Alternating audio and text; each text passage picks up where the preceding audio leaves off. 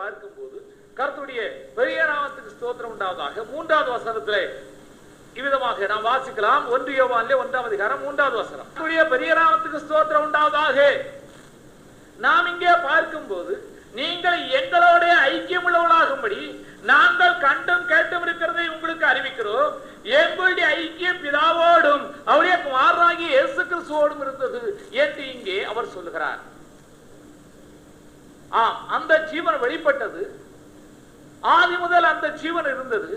ஆதி முதல் இருந்த ஜீவன் எப்படி இருந்தது? ஐக்கியத்தோடு இருந்தது என்பதை நாம் விளங்கிக் கொள்ள வேண்டும். பிதாவையும் குமாரனையும் பார்க்கிறோம். அவர்கள் ஒன்றாக ஐக்கியப்பட்டிருந்தார்கள், பிரிந்திருக்கவில்லை. அப்போஸ்தலர் யோவான் சுவிசேஷத்தை எடுத்து வாசித்தோமானால் 17ஆம் அதிகாரத்திலே 21-22 வசனங்களிலே இவ்விதமாகவே அங்கே எழுதியிருக்கிறதாக வாசிக்கலாம். ஒன்றாய் இருக்கிறது போல அங்கே ஐக்கியத்தை நாம் பார்க்கிறோம். ஒன்றாக இருக்கிறது, ஐக்கியமாக இருக்கிறது. நாம் ஒன்றாய் இருக்கிறது போல பிதாவும் குமாரனும் ஆதி முதல் ஒன்றாகவே இருந்தார்கள். அதிலே வார்த்தை இருந்தது, அந்த வார்த்தை தேவனிடத்தில் இருந்தது, அந்த வார்த்தை தேவனாய் இருந்தது. அதிலே அவர் தேவனோடு இருந்தார். ஆதி முதல் அவர்கள் ஒன்றாகவே இருந்தார்கள், ஐக்கியமாக இருந்தார்கள். கடைசி வரையும் அவர்கள் ஐக்கியமாகத்தான் இருக்கிறார்கள். தேவனுடைய பெரிய நாமத்துக்கு ஸ்தோத்திரம் உண்டாவதாக. தேவ ஜனங்களாகிய நாம் இதை மனதில் கொள்ள வேண்டும். பிதாவாகிய தேவன் குமாரனாகிய இயேசு கிறிஸ்துவை மனுக்குலத்திற்காக பாடுகளுக்குள் உட்படுத்திய போதும், துன்பங்களுக்குள் உட்படுத்திய போதும், அடிக்கப்படுவதற்கும் அவமானப்படுவதற்கும் உட்படுத்திய போதும் குமாரன் பிதாவோடு ஐக்கியமாகவே இருந்தார்.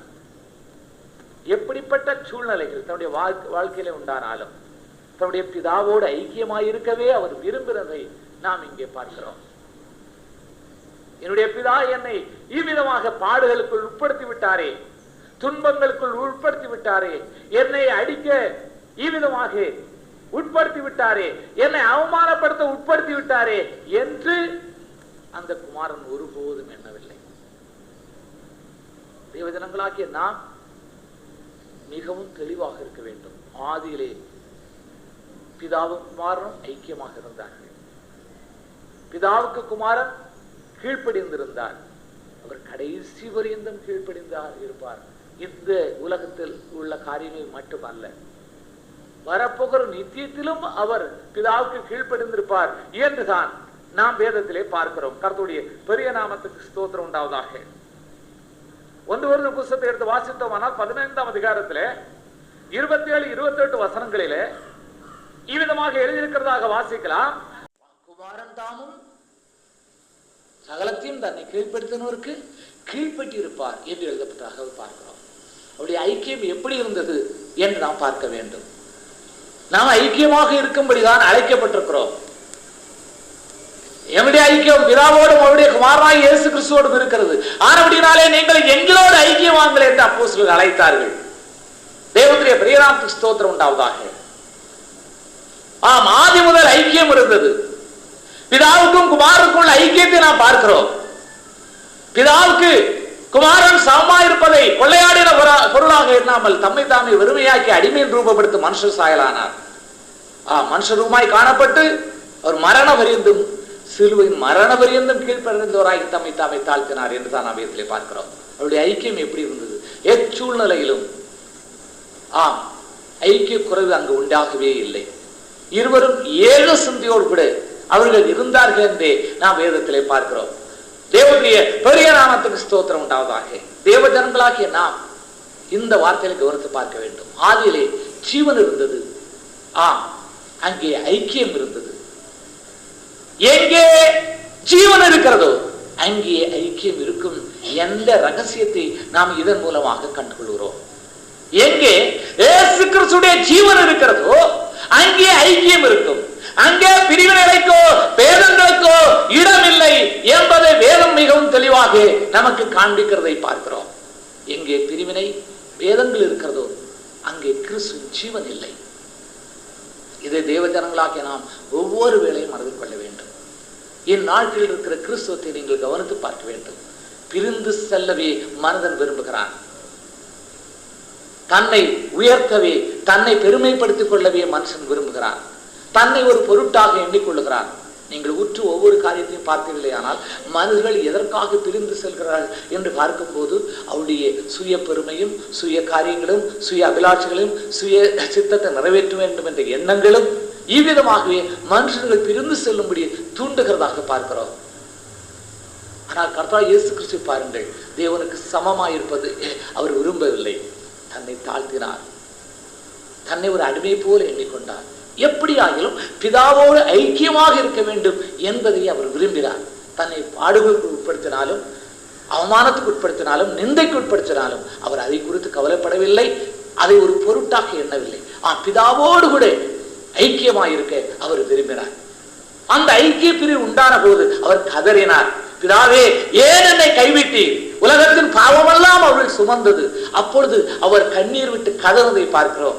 என் தேவனே, என் தேவனே, ஏன் என்னை கைவிட்டீர்? அதுவரையிலும் ஒன்றாக இருந்து தேவன் மனுக்குலத்தின் பாவம் அங்கே அவர்கள் சுமந்த போது அங்கே பிதாவுடைய முகம் மறைக்கப்பட்டதை பார்க்கிறோம். ஆனபடியினால் தான் பிதாவை காண முடியாத அவர் இவ்விதமாக அங்கே என் தேவனே, என் தேவனே, ஏன் என்னை கைவிட்டீர் என்று கெஞ்சுவதை பார்க்கிறோம். அந்த ஜீவன் நம்மில் வெளிப்பட வேண்டும். தெய்வத்திலே பெரிய நாமத்துக்கு சோதனை உண்டாவதாக.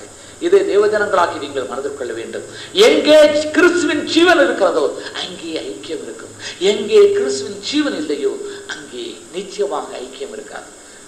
ஆதியிலே இருந்தது தேவனுடைய ஜீவனும் ஐக்கியமே.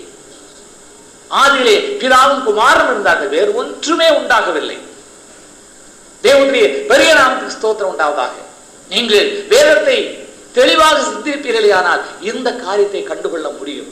ஆதியிலே வேறு ஒன்றுமே இல்லை, பிதாவும் குமாரன் இருக்கிறார்கள். ஆதி முதல் அவர்கள் எப்படி இருந்தார்களோ அப்படி போலவே இன்றளவும் அல்ல நித்தியத்திலும் இருப்பார்கள் என்று நாம் பார்த்தோம். பிதாவுக்கு அவர் கீழ்ப்படிந்தே இருப்பார். இதை தேவஜனங்களாகிய நாம் நம்முடைய வாழ்க்கையிலே மறந்து கொள்ள வேண்டும். கர்த்தருடைய பெரிய நாமத்திற்கு ஸ்தோத்திரம் உண்டாவதாக. கிறிஸ்துவின் ஜீவனுடையவர்களாக நாம் காணப்பட வேண்டும். கர்த்தருடைய பெரிய நாமத்துக்கு ஸ்தோத்திரம் உண்டாவதாக. ஆனபடினாலே ஐக்கியம் எவ்வளவு முக்கியமான காரியம் என்பதை நீங்கள் விளங்கிக் கொள்ள வேண்டும். கர்த்தராகிய இயேசு கிறிஸ்து ஊழியம் செய்யும் போது ஒரு காரியத்தை சொன்னார். மத்தேயு எழுதின சுவிசேஷத்தில் இதை வாசிக்கிறோம். 18:19 நாம் இவ்விதமாக அங்கே எழுதப்பட்டதாக வாசிக்கலாம். அல்லாமலும் உங்களில் 2 பேர் தாங்கள் வேண்டிக் கொள்ள போற எந்த காரியத்தை குறித்தும் பூமியிலே ஒருமனப்பட்டிருந்தால் பரலோகத்தில் இருக்கிற பிதாவினால் அது உண்டாயிருக்கும். தேவனுடைய பெரிய நாமத்துக்கு ஸ்தோத்திரம் உண்டாவதாக. பிதாவும் குமாரனும் ஒன்றாக இருந்தார்கள். பிதா சொல்ல குமாரன் எல்லாத்தையும் சிருஷ்டித்தார். அதுதான் வேதத்தின் ஆரம்பம். பிதா உண்டாக கடவுள் என்றார். உண்டாக கடவுள் என்று சொன்ன அந்த ஜீவனுள்ள வார்த்தை சகலத்தையும் சிருஷ்டித்தது. அங்கே பிதாவுக்கும் குமாரனுக்கும் ஒரு மனம் இருந்தது. அவர்கள் ஒன்றாக இருந்தார்கள். எல்லாம் சிருஷ்டிக்கப்பட்டது, உண்டாயிற்று. அப்படி போல உலகத்திலே நாம் இருவர் ஒருமனப்பட்டவர்களாக தேவ சமூகத்திலே காணப்படுவோமானால் எல்லாம் உண்டாகும் என்று வேதம் சொல்லுகிறது. உண்டாகவில்லையானால் அங்கே ஒரு மனம் இல்லை. அங்கே ஒரு மனம் இல்லை என்றால் அங்கே பிரிவினை உண்டாயிருக்கிறது என்று அர்த்தம். அங்கே பிரிவினை உண்டாயிருக்கிறது என்றால் அங்கே கிறிஸ்துவின் ஜீவன் இல்லை என்று அர்த்தம். தேவஜனங்களாகி நீங்கள் மிகவும் தெளிவாக தேவனுடைய வார்த்தையை விளங்கிக் கொள்ள வேண்டும். இருவர், அநேகம் பேர் என்று கர்த்தர் சொல்லவே இல்லை, 2 பேரைத்தான் சொல்லுகிறார். உங்களில் 2 பேர், உங்களில் 2 பேர் நீங்கள் வேண்டிக் கொள்ள போகிற எந்த காரியத்தை குறித்தாக, இந்த காரியம் அந்த காரியம் என்று சொல்லவே இல்லை. அப்படித்தான் மீண்டும் அந்த வசனத்தை வாசிக்கலாம். எந்த காரியமா இருந்தாலும் சரிதான், நீங்கள் வேண்டிக் கொள்ள போகிற எந்த காரியத்தை குறித்தாகிலும் இருவர் பூமியிலே ஒருமனப்பட்டிருந்தால் பரலோகத்தில் இருக்கிற பிதாவினால் அது அவங்களுக்கு உண்டாயிருக்கும் என்று அங்கே சொல்லுகிற பார்க்க. அந்த ஒரு மனம் ஒன்றை சிருஷ்டிக்கக்கூடிய தன்மையுடையதாக இருக்கிறது என்று வேதம் நமக்கு கற்பிக்கிறது. இதை தேவஜனங்களாகிய நாம் மறந்துவிடக்கூடாது. கர்த்தருடைய பெரிய நாமத்துக்கு ஸ்தோத்திரம் உண்டாவதாக. நாம் ஒருமனப்பட்டிருந்தால் நமக்குள் ஜீவன் இருக்கிறது என்று அர்த்தம். ஆதி சபையார் ஒருமனப்பட்டு கூடி வந்தார்கள். ஆனபடியினாலே அவர்கள் கூடி வந்த இடம் அசைந்தது, அங்கே வல்லமை வெளிப்பட்டது என்று நாம் பார்க்கிறோம். அப்போஸ்தலர் புத்தகத்திலே இந்த வசனத்தை எடுத்து வாசிக்கலாம். 24வது வசனத்தை வாசிக்கலாம். அவர்கள் அதை கேட்டு ஒருமனப்பட்டு தேவனை நோக்கி சப்தமிட்டு என்று அங்கே ஜெபித்ததாக பார்க்கிறோம். அவர்கள் எல்லாரும் ஒருமனப்பட்டு தேவனை நோக்கி சப்தமிட்டு அங்கே விண்ணப்பம் பண்ணினார்கள். அப்படி அவர்கள் ஒருமனப்பட்டு விண்ணப்பம் பண்ணின போது அவர்கள் கூடியிருந்த இடம் அசைந்தது என்று பார்க்கிறோம். ஒரு வல்லமை அங்கே உண்டாயிற்று, ஒரு எழுப்புதல் உண்டாயிற்று. தேவனுடைய பெரிய நாமத்துக்கு ஸ்தோத்திரம் உண்டாவதாக. அங்கே தேவனுடைய ஜீவன் வெளிப்பட்டது. காரணம், அவர்களுக்குள்ளே ஒரு மனம் உண்டாயிருந்தது, ஐக்கியம் உண்டாயிருந்தது என்று நாம் பார்க்கிறோம்.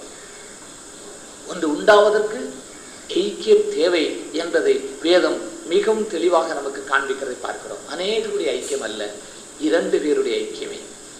தேவனுடைய பெரிய நாமத்துக்கு ஸ்தோத்திரம் உண்டாவதாக. பிதாவும் குமாரனும் ஐக்கியப்பட்டிருந்தார்கள். இந்த உலகமும் இந்த உலகத்தில் உண்டான எல்லாம் சிருஷ்டிக்கப்பட்டது. அவ்விதமாகவே 2 பேர் ஒருமனப்பட்டிருந்தால் எல்லாம் உண்டாகும் என்று வேதம் சொல்லுகிறது. இதை தேவஜனங்களாகிய நாம் மனதில் கொள்ள வேண்டும். நமக்கு ஒன்று உண்டாகவில்லையானால் நாம் ஒருமனப்படவில்லை என்றே அர்த்தமாகும்.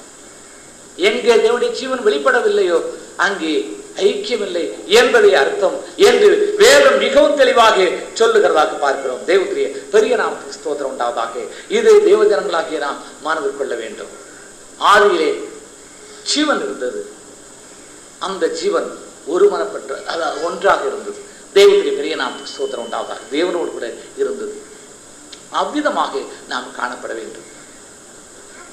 ஆம், என்னுடைய ஐக்கியம் பிதாவோடும் அப்படியே குமாரனாகிய இயேசு கிறிஸ்துவோடும் இருக்கிறது. ஆனபடினாலே நீங்கள் எங்களோட ஐக்கியம் உள்ளவர்களாகுங்கள் என்றுதான் தேவனுடைய பெரிய நாமத்துக்கு ஸ்தோத்திரம் உண்டாவதாக அப்போஸ்தலர். நீங்கள் எங்களோட ஐக்கியம் உள்ளவர்களாகுங்கள். நாங்கள் உங்களோடு வந்து ஐக்கியமாகிறோம் என்று அங்கே சொல்லவில்லை. குமாரன் பிதாவோடு தான் ஐக்கியமாக இருந்தார். நாம் அப்போஸ்தலரோடு தான் ஐக்கியமாக இருக்க வேண்டும். நம்முடைய ஐக்கியத்தை காத்துக்கொள்ள வேண்டும். இது அவசியமான காரியம் என்று வேதம் காண்பிக்கிறது. இதை தேவஜனங்களாகி நீங்கள் மிகவும் தெளிவாக தேவனுடைய பெரிய நாமத்துக்கு ஸ்தோத்திரம் உண்டாவதாக விளை கொள்ள வேண்டும். ஆம், ஜீவனும் ஐக்கியமும் எவ்வளவு அவசியம் என்பதை நீங்கள் விளை கொள்ள வேண்டும். ஜீவன் உண்டாயிருந்தால் ஐக்கியம் உண்டாயிருக்கும். ஜீவன் எவ்விதமாக நம்மில் விளங்க வேண்டும் என்பதற்கு கிறிஸ்து நமக்கு மாதிரி காண்பித்திருக்கிறார். அப்போஸ்தலர் மாதிரியை காண்பித்திருக்கிறார். ஆனபடினாலே அந்த ஜீவன் நம்மிலும் வெளிப்பட தேவன் நமக்கு ஒரு சரீரத்தை கொடுத்திருக்கிறார் என்று எண்ணிக்கொள்ளுங்கள். கிறிஸ்துடைய ஜீவன் நம்மில் வெளிப்படவே தேவன் நமக்கு சரீரத்தை கொடுத்திருக்கிறார். நாம் நம்முடையவர்கள் அல்ல, நம்மை கிரேத்து கொண்ட தேவனுடையவர்கள். நம்முடைய சரீரம் தேவனுடையது. ஆனபடியினாலே தேவனுடைய பெரிய நாமத்துக்கு ஸ்தோத்திரம் உண்டாவதாக. தேவஜனங்களாகிய நாம் தேவனுடைய இந்த சரீரத்திலே தேவனுடைய ஜீவன் விளங்க ஜாக்கிரதைப்படுவோமாக.